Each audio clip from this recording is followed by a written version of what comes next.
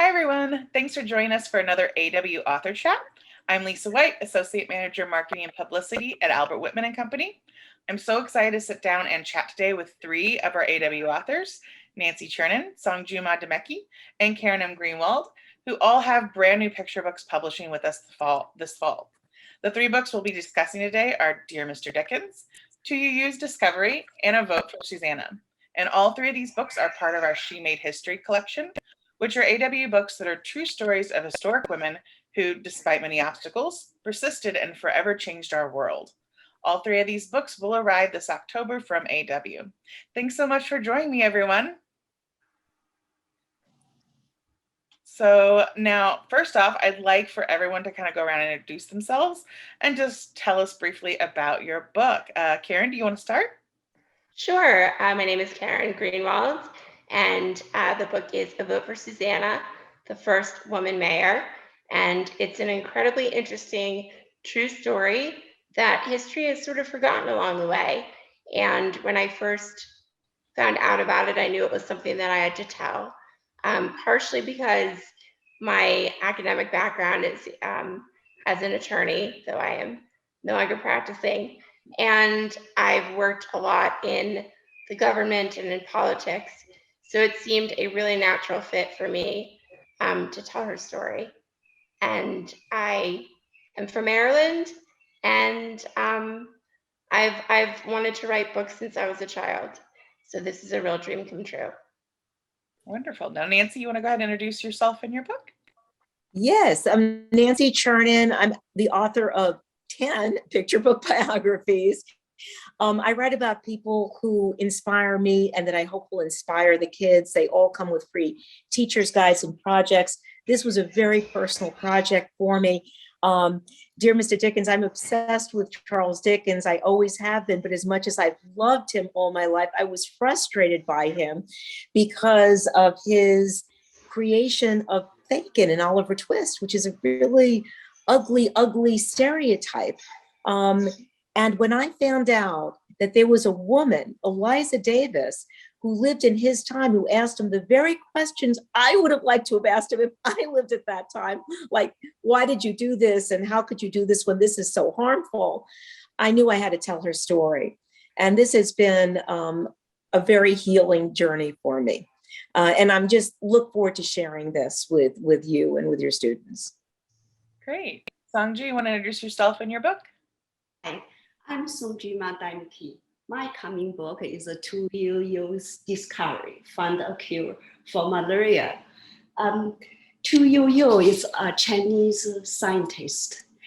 Used her background with traditional Chinese medicine to develop a treatment for malaria, helping save millions of lives. And YOUYOU became the first Chinese woman to win a Nobel Prize. I'm excited to share her story with you guys. Wonderful. Well, we're so excited to have these books coming out with us this fall. So to kick things off, I just want to ask each of you, what inspired each of you to write about your book? Karen, you want to go ahead and answer first? Sure. I think probably touched on that, but I was incredibly inspired by Susanna Salter's tenacity and her bravery to be someone that took an opportunity and turned it into something that resonated around the world. She wasn't just a mayor in a small city in the middle of Kansas. She became a source of hope and inspiration for women and men in countries as far as South Africa, to Italy, to England. I mentioned those because she received letters from all of those places. In fact, she received letters practically every single day from people within the United States and around the world. And yet there's nothing about her in any history book. And I think her story is also one of hope and bravery, and as simple that partisan politics can be put aside when people want to make a change for the better for everyone. And I think there are many, many, many themes in it, but those are just two that really grab my attention. For sure. I think that's a great thing about a lot of the books in the She Made History collection is it's a lot of folks that their story hasn't been told that much or if at all in history. And it's a really great spotlight of people that have really made a change that maybe not someone know about. Now, Nancy, what inspired you to write your book? Um, well, first I just want to say that this is true. I think of all three of our books, as you said, Lisa, all three of our books are about women who most people didn't know about and who really did change history.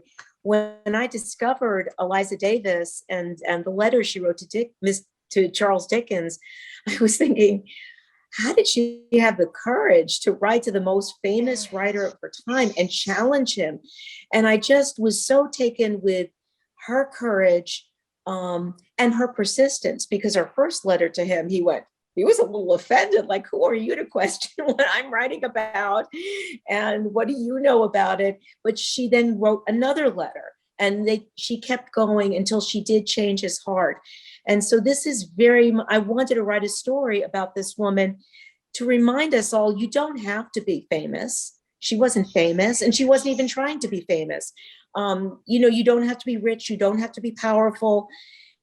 You just have to speak up when you see something is wrong. And that's what she did. And it can make a difference. Your words matter. There's a power to speaking up. And on the other end, on his end, because this is a story about him as well, the power of admitting that you're wrong and the ability to change. And sometimes I think in this world, we're very harsh about people who make mistakes. And I think this book and her story is also a reminder that we have to give people room to change and to do better, and to thank them and embrace them and appreciate that change. We have to give people room to grow. And she did that. And I'm just so excited to share with you all what he did that really made a difference in the history of England and in the world. For sure. Because of those letters. Yeah, I love that you also talk on that idea of persistence, because that's something else that I think really resonates in all three books. And I know Sanju's book, like to you, had to be very persistent and go through a lot of things that didn't work out as she was discovering things as a scientist, and had to have that persistence before she found the cure. What inspired you, Songju, to write about To You? In early 2019, I watched a BBC program called Icons, the greatest person of the 20th century. And to Yo-Yo, along with Einstein, Madame Curie, and Alan Turing, were the four candidates for the scientist category. I was thrilled that To Yo-Yo had been selected. I also realized that most Americans had never heard of her, even though she had saved millions of lives and had won the prestigious Nobel Prize. As a Chinese American, I'm extremely proud of her achievement. So I made it my mission to write a book for young readers to share her remarkable journey. So here it is. Yeah. Now, Songju, you kind of mentioned seeing her in that program. Was that how you discovered To You? Was that the first time you'd heard of her? No. Actually, when the 2015, when she won Nobel Prize, I was very thrilled and excited too. Yes. Great. Now, how did Karen and Nancy, how did you actually find out about your subject matters that are in your books? Karen, you want to go first? Sure. I think it's probably how a lot of writers find ideas.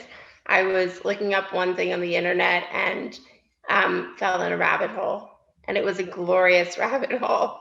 And once I started looking, I couldn't stop.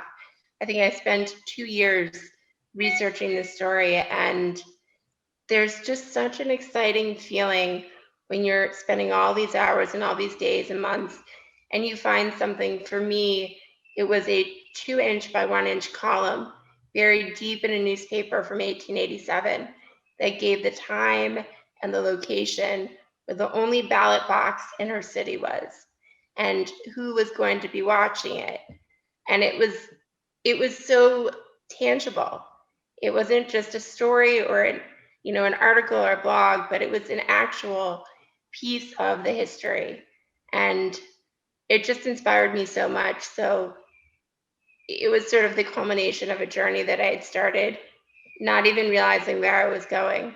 So I say, put your GPS aside when you're looking for a great story idea, because the best stories you find happen when you're not even expecting it. And I think that's true of Nancy as well. Yeah, Nancy, you want to tell how you found the inspiration of your book and your subject matter? Absolutely. And I can totally relate to what Karen was saying, because it all started with going to the library. I like to go to my local library to do research, and I'm just looking through JSTOR, and I don't even remember what I was looking up at the start of it. But my mind drifted, as it very often does, to Charles Dickens, because I love Charles Dickens. And that's a whole other story, because it was such an issue for me and my mom, because my mom always like, why do you care about this guy who created Fagin? And it was so harmful to the Jewish community. But I just always loved him. And then I find this like 2 sentences about someone named Eliza Davis, who wrote him letters. And because of her letters, she changed his heart. And because of her, he created the kindly Mr. Rhea and our mutual friend. And I'm going, what? And where are these letters? And, they just had little quotes from the letters. So I rushed over. I love librarians. Thank you all, librarians. You're so wonderful. Yes. So the librarians, I said, where can I get these letters? And then the librarian is looking it up and checking it out. And she finds there are only 2 places in the whole country, in the US, that have a bound copy of these letters, in the rare books department. Where's one of these places? Less than an hour from me, at the University of North Texas. I mean, really, what were the odds? So I called the University of North Texas, the Rare Library Collection. They put me in touch with Professor Don Van. And by the way, the book is dedicated to Professor Don Van and his lovely late wife, Dolores, who was so helpful to me. He had brought the book back from one of his many trips to England, a dedicated Dickens professor.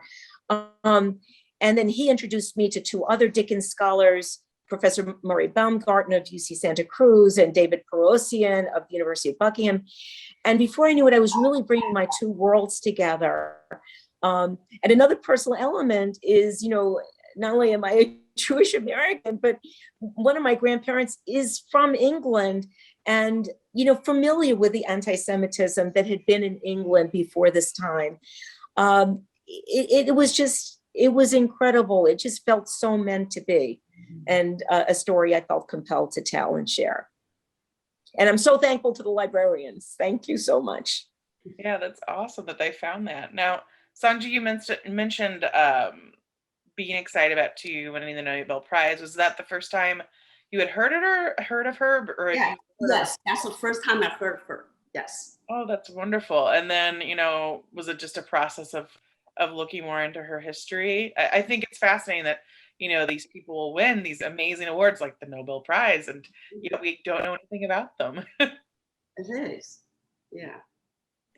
Now, you talked about the process. I know Nancy and Karen both talked about the process of writing their book and researching. Was there anything unique or really memorable you learned from writing your book, or anything surprising that you found? Karen, if you want to go first. Sure. It was a very interesting process, and I have to absolutely second what Nancy said.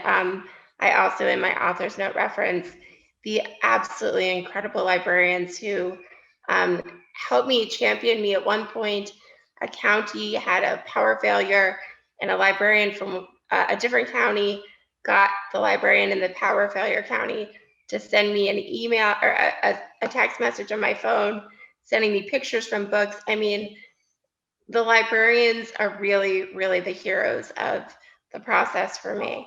But I think one of the most interesting things to me about the story is that Susanna Salter was put on the ballot.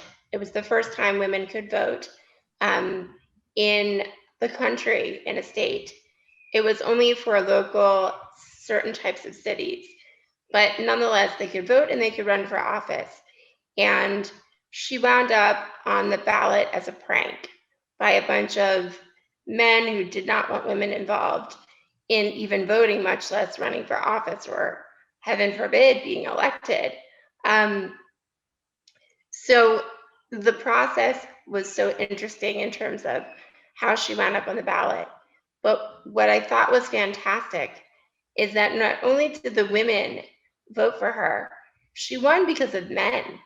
And it was men from a different party who had been championing a different candidate and refused to allow their community to be controlled by bullies. So that was one part of it. The other part of it was, and it's unfortunate, but how we feel in many ways that we've come so far for the role of women as an acknowledged and appreciated and respected entity in our society, in politics, etc. But the newspaper articles that you can read about Kamala Harris, about Hillary Clinton and her pantsuits, Kamala's sneakers, this woman who was elected, Susanna Salter, in 1887, she had a college education. She had studied parliamentary training. Her father was the first mayor of her city. Her husband's father had been a lieutenant governor, and her husband was the city clerk. She helped him with his duties. So when they picked this woman, they thought, women don't know anything, and put her on the ballot. She was more than qualified. They truly picked the wrong person if they were going to do something. But back to the point of the newspaper. So newspapers didn't write about that. They didn't write about her skill. They didn't write about the competition of the election. They wrote about what her weight was, which I find a very interesting fact that they must have all gone to Argonia, Kansas and weighed her. They wrote that she was the best dishwasher of any mayor in the country. They drew pictures of her based on descriptions that looked nothing like her. And if you look at men in general in the history of politics, nobody, to the best of my knowledge, has ever put somebody's weight or their talent in homemaking. But again, as I say, we've gone far, but we haven't gone far enough because we're still talking about pantsuits on women. So that was interesting to me. And I guess the one other part is that the book opens a discussion for so many different facets of things that are very important today. Discussions of gender, discussions of bullying, discussions of partisanship. They're all in this story. And I just think it's really interesting that in 1887, these were issues that we are really dealing with a lot today. So, Nancy, same question. I think what surprised me the most when I did my research to be able to put this all in perspective was how much anti-Semitism there was in England. Not only in that time, but it actually dates back to the 13th century. You'll find a lot of interesting things in the back matter. I mean, a lot of us are familiar with the expulsion of Jews from Spain in 1492. People are not as aware that there was a real history of anti-Semitism in England, but also it's about the power of words and representation. Because when you think about it, because of Charles Dickens' books, once he became an advocate, once he started creating a sympathetic Jewish character in Our Mutual Friend, once he began publishing essays that were more supportive of inclusion, of the community and fairness and equality, people's minds and hearts change. It's a testimony to how important books are. The books that you choose to share with the kids are so important. It will shape their hearts. It will shape their perspectives. It will help create the world we want to see and that we want to live in, a world of equality and inclusion. Charles Dickens, what did he do? He wrote words. Words are so powerful. The images we create are so powerful. The stories we tell matter.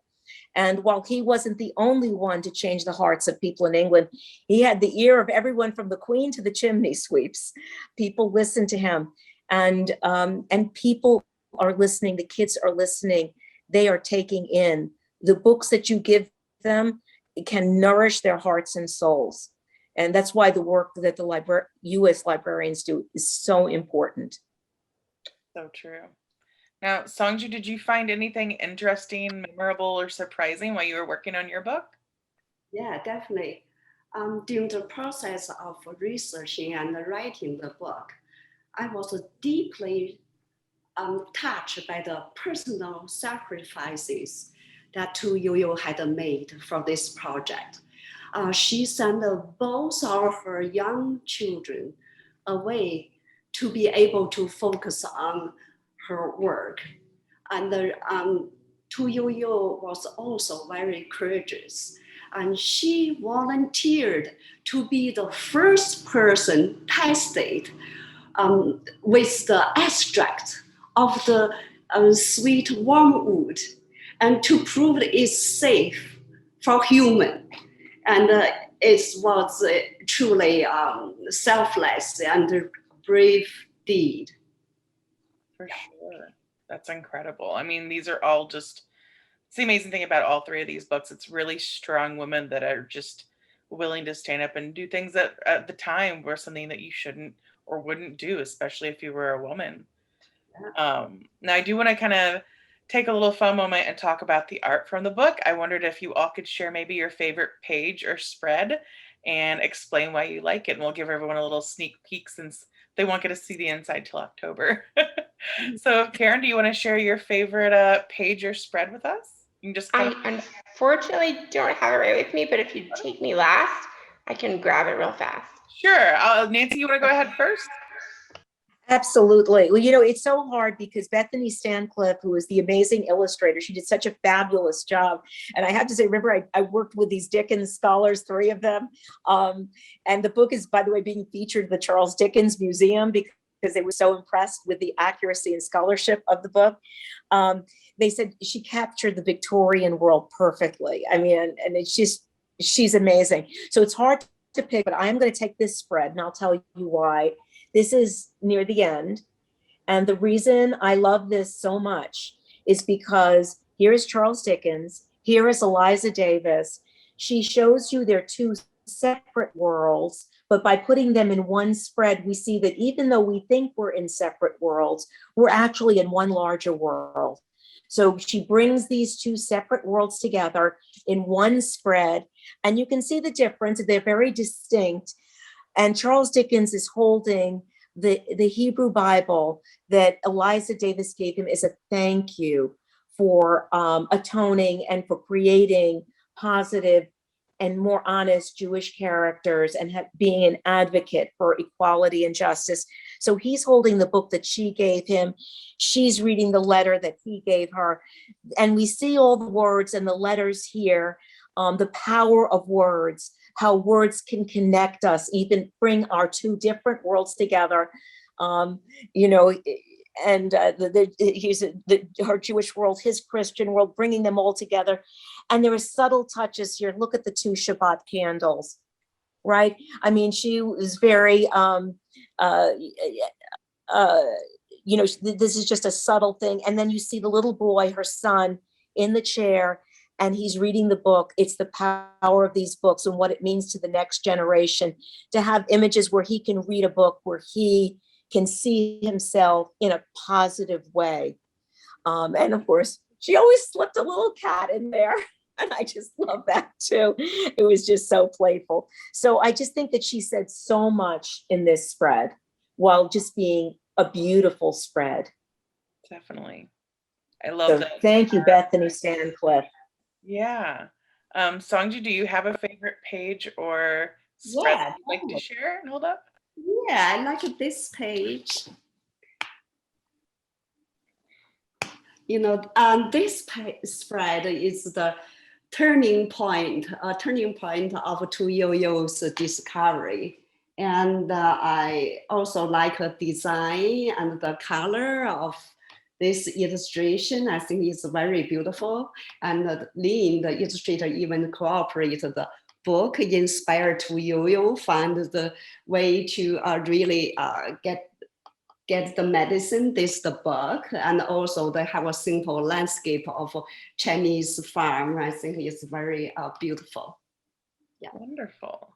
that's my favorite. Karen, I think, is still grabbing her book for us, so we'll wait till she gets back. But real quick, on Nancy, if I want to kind of talk about, we write these books and we want readers to really be inspired and take away something. What do you really hope that readers take away from your book after reading it? Nancy, if you want to go first. I hope they take away a double message.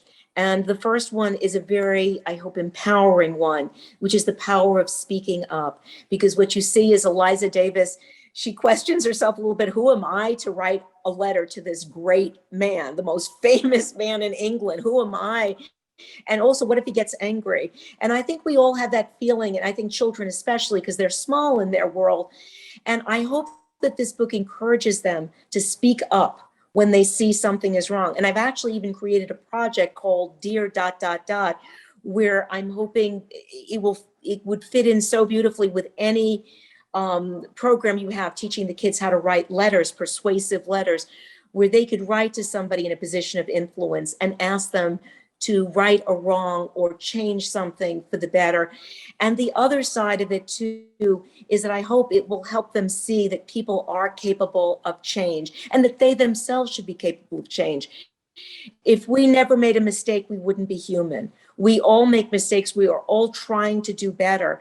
So you are actually helping somebody by pointing out a way in which they can be better. But you also need to be conscious yourself that maybe you have made a mistake, or maybe you're not seeing something as clearly or being as sensitive as you could be or as inclusive as you can be. And there's a nobility, instead of wallowing in the mistake, realize that there's nobility in being able to change and to do better and to make amends. Great. Songju, what do you hope people take away from YOUYOU'S Discovery? This book is celebrate a woman in STEM, and YOUYOU is a great role model, and which I hope will inspire young girls to study science and engineering. These fields are not for boys only. And I hope girls will feel empowered and consider STEM career. As a former engineer myself, I tell you, engineering is a fun job, and women make great engineers. Yeah. For sure. I feel like needs to be more women in every field. So there's more, it shouldn't just ever be one type of person and the jobs that are in the world. So that's great. And we hope it does inspire people. We love all of our STEM books that inspire girls to learn science. Yeah. Now, Karen, do you want to kind of talk about what you hope folks take away from A Vote for Susanna? Sure. I think that there are so many facets, like I mentioned today, that are still happening and relevant to this book. What I really hope is that it launches a discussion. I hope it launches a discussion between parents and children, teachers and children, and among children from different backgrounds, faiths, genders, orientations, religions, ethnicities. And I hope the main thing people learn is that who you are is what you do, and that there is nothing that other people judge about you that should stop you from striving for your own greatness. You don't have to be the first X. You can't be the first mayor. There's a woman that already happened. But you don't have to be the first to do something. You just have to be the best of you. And that you should never let other people's opinions limit that about you. I was going to say that one of the most special parts of this process for me was that I formed a beautiful friendship with one of Susanna Salter's great-granddaughters, rather. And I was given an incredible honor by her and her brother. They shared with me several pieces of ephemera their father had saved from his grandmother. And reading her words was so inspirational to me. But one of the things that was key to her was that she felt, quote, and I just found my book, she felt, quote, duty bound the magic of Zoom, she felt duty-bound to participate in the future of her city. I think all children should feel that, not when they turn 18, but when they're growing up, because everyone is part of our community, our country's community, our planet's community, and that every voice should be heard, no matter what age that voice is. And may I show you my favorite? Yeah, since you got your book. Now that we have it. Favorite page or spread. Okay. And I will say that I don't think you should judge a book by its cover. It is a theme, but we agree. You can judge my book by this cover. Let me find it for you really fast. It was really interesting delving into the newspapers that were printed in 1887 in Argonia, looking at all the different advertisements, looking at the different businesses that were there, and I really, really was concerned to keep it as authentic as possible. So the businesses on this page that I'm going to show you are the real businesses that existed at that time, which I'm really proud of. Nobody else will know, maybe even Argonians won't know, but I know. So this is, can you see? Oh, neat. It is, do you have a good view? Yeah. This is election day in Argonia, Kansas.